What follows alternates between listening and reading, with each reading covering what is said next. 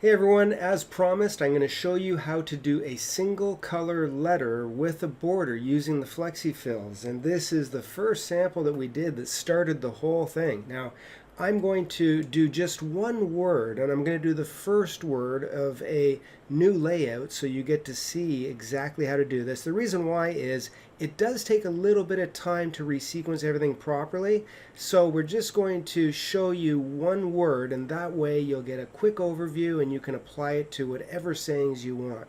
So let's get started.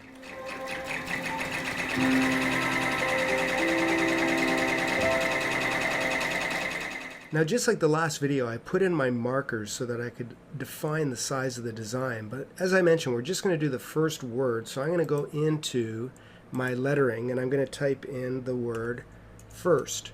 And that is going to be the first word within this logo or this design that I'm going to be creating. And I'm going to make this a little bit bigger just so that we can see it.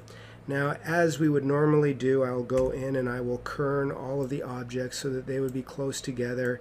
And you would do all of your layouts if you had multiple words and make sure that everything is good.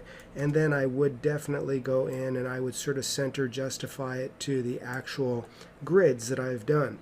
Now I'm just going to zoom in so I can see this a little bit larger actually. So here I'll go to my zoom box and that way we can see it on the screen. And I right now have my first object done with that one word. And it's at this point, while it's still one object, I'm going to actually duplicate it. But when I duplicate it, I'm going to change the color so I can see that there are in fact two different objects duplicated there. And then just like I would with any other flexi-fill, I'm going to grab that second object and I'm going to break it apart. And I'm going to continue to break it apart until it does not break apart anymore. And now I can see that it's grayed out, and that's when I can change it from a fill to an outline. So I'm going to change that to an outline, and I'll change this to a back stitch like we did in the other one, and we can see we have a nice back stitch within that actual word. Now I'm going to go to the first one, and I'm going to do the same thing. I'm going to break it apart, and I'll continue to break it apart until it doesn't break apart anymore. Now it's gray, and if I did go to objects, I can see that all the individual letters are actually there. Now because it's broken apart, I can now go in again and change this from a satin to a tatami. We're going to do a nice loose fill for t-shirt material. I'm going to hit enter. It's going to automatically travel on the edge, and I'm going to turn off the underlay, and now I have a travel on edge with that border. And this would be fine for a two-color design because I know it would line up and the registration would be good. But this is where I have to go in and I have to start changing the order of these objects, and I'm not in colors because there's only two colors, but I'm going to go to objects and I'm going to start to move these up so that it does the fill and then the outline. And then I'll move down a little bit and then I'll do the eye fill and the outline of the eye. And I'll continue. This one has a piece inside of the R, so I'm going to grab both of those, bring them into order, and then the last one just has to go up one step. Now that I have them all in the right order so that it does the fill with the outline, then I can Control A, grab everything, and I can change it just to, let's say, one color. Doesn't really matter what color it is, but I can see that it's all one color. Now this is kind of good at this point, but you'll notice that there are a lot of jumps and trims. And I do need trims between each letter, but I don't need trims between the fill and the outline. And that's what it's going to do. So I do need to go in here, highlight this. Actually, let's change this color just to the that color is the turquoise, so I can see it a little bit better. Actually, let's grab that, change it just to, let's say, orange. So now I can see it outlined there. I'm going to turn off the true view, and this way when I select the first object and hit the H key, so I can see it selected, but when I hit the H key, it shows me my start and my stop. And then if I hit the tab, it's going to show me the next object, and the start and the stop is over here. Now when I hover over it so I get the hand, then I can move the actual start position to here, and it got rid of that trim. Then I just tab to the next object. I can see it stops here.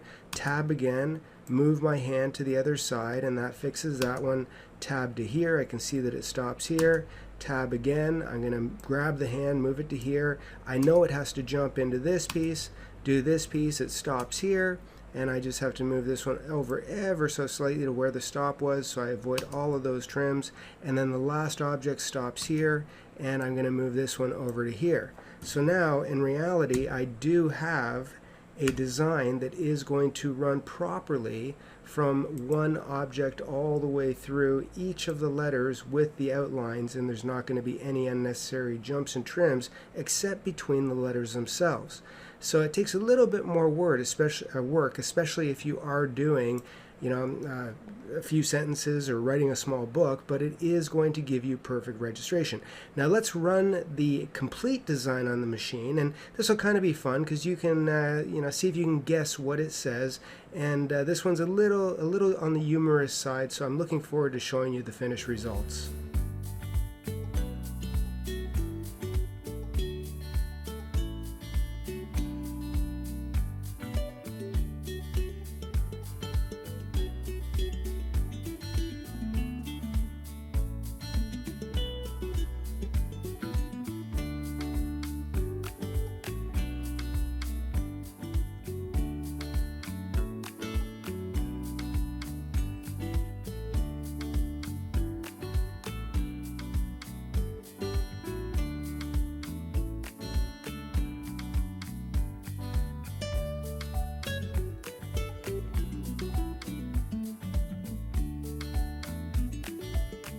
Well, I hope that brought a little bit of humor into your day. Here's the finished design right here, and you can get this design absolutely free on our Machine Embroidery and Digitizing Made Easy Facebook group. All the formats are there, and for the first time in history, being a couch potato can save humanity. So let's not mess this up. So make sure you all stay in and stay safe. Thanks for watching. If you want to make your embroidery life easier, be sure to hit the subscribe button below to be notified of new tips and tricks videos, giveaways, and more. Plus, if you want to try stitching out some of our embroidery designs, click the link in the description below to learn how to download your free Embroidery Legacy Design Kit today.